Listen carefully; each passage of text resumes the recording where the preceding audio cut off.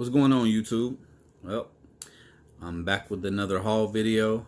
Today I went to a store called McKay's Books.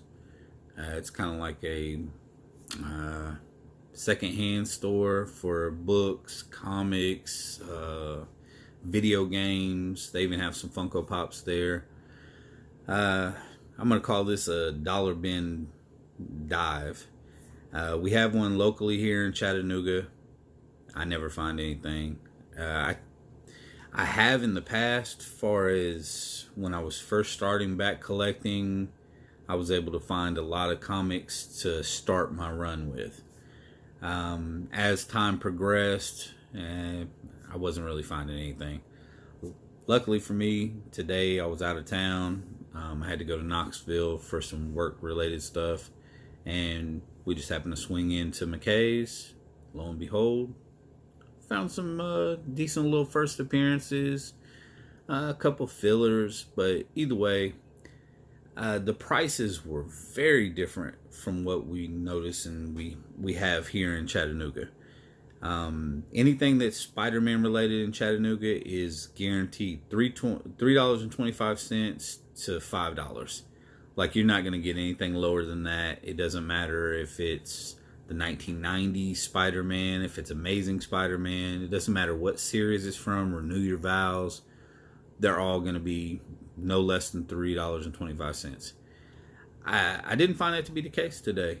Going through McKay's, it seemed like everything was fairly cheap. I mean, I did pick up a couple books that were maybe over $2, but I'd say the good majority of them were like $1 to $1.75.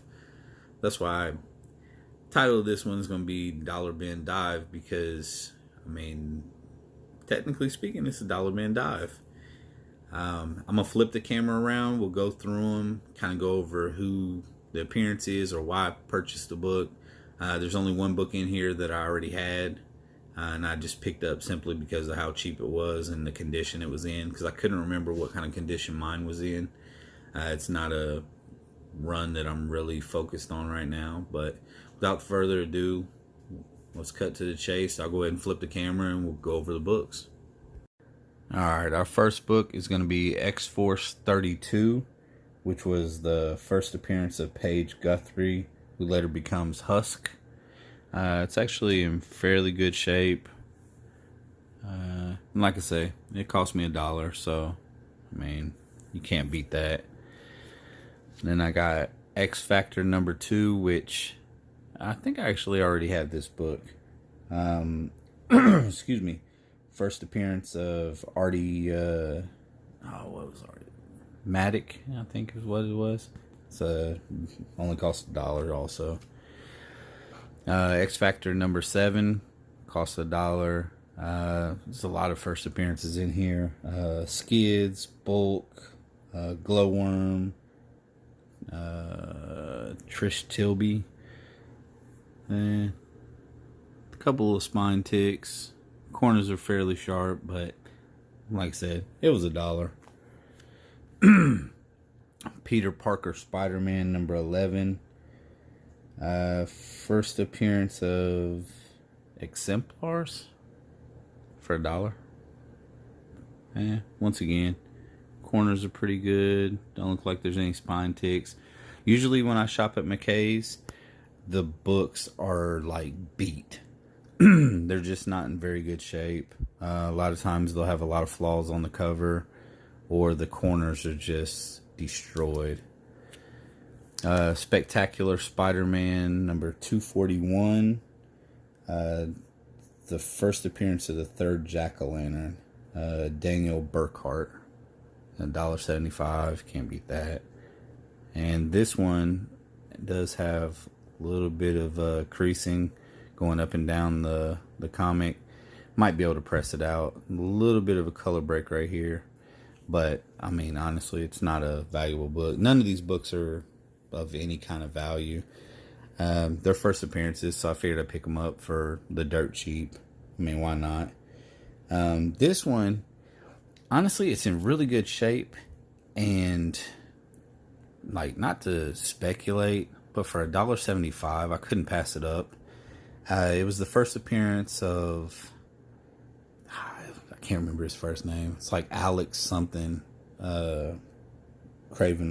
It's Craven the Hunter's son, who actually takes over the mantle. Alexander, some shit like that. I don't know. Peter Parker, Spectacular Spider-Man, number 300.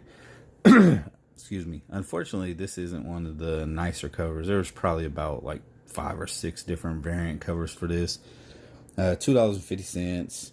First team appearance of Vetemai, something like that.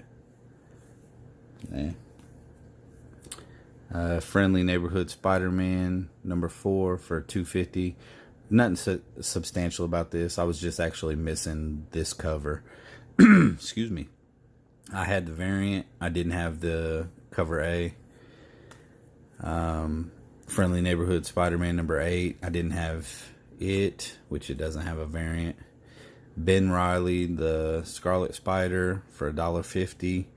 It was first cameo appearance of somebody. I can't recall for the life of me. It had some weird spelling to it. I got the cameo appearance and the first appearance. One was $1.50, one was $1.75.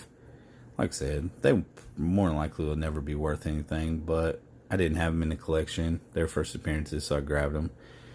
I actually do have this one already, but this one was in pretty good shape. It was $1.75, so I went in and picked it up. Second appearance of Spider, or the Doppelganger Spider-Man.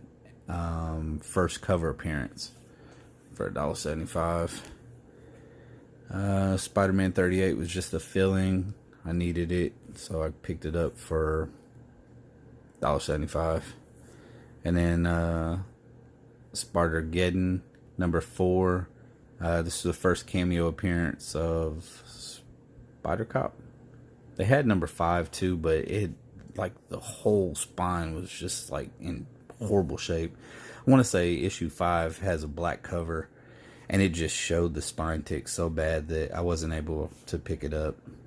I just didn't feel comfortable with it because it isn't worth anything to begin with, and then on top of it, the book was pretty well beat. And got that one for $3.25. So that was my dollar bin dive that I did today. I'll show you guys a couple more that I picked up in the last week or so. I got my drug covers, or my drug issues. Amazing Spider-Man number 98. Amazing Spider-Man number 97. And Amazing Spider-Man number 96. If anybody follows Amazing Spider-Man at all, these ones don't have the comic code. They call them the drug issues because it's pretty much they talked about drugs, so they couldn't get a comic code placed on them. I'll show you what I'm talking about. I picked up this one today also at a different little comic shop. See how it has the approved by the comic code authorities? Well, these ones don't have that because at the time their story was considered a little racy. But needless to say, I did pick up an Amazing Spider-Man number 57 for the dirt cheap today too. And got a little bit of, oh, that might be the bag.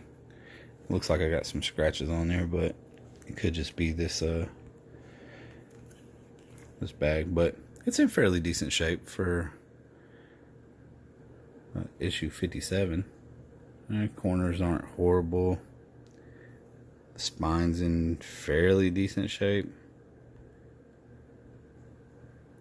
But yeah, so that was today's haul. Let me know what you guys think. If you haven't already, hit that subscribe button. Come on, you know you want to. I'll be doing quite a few unboxing videos in the coming days, coming weeks. Have a lot of comics coming through, and honestly, probably tomorrow I'll be posting a toy unboxing. Picked up a couple Funko Pop, or no, I picked up a Funko Pop and a couple other things. The Funko Pop was a pre-order that finally came through. So, well, thanks for watching. Leave a comment. Tell me how you think I did. Till later. Peace.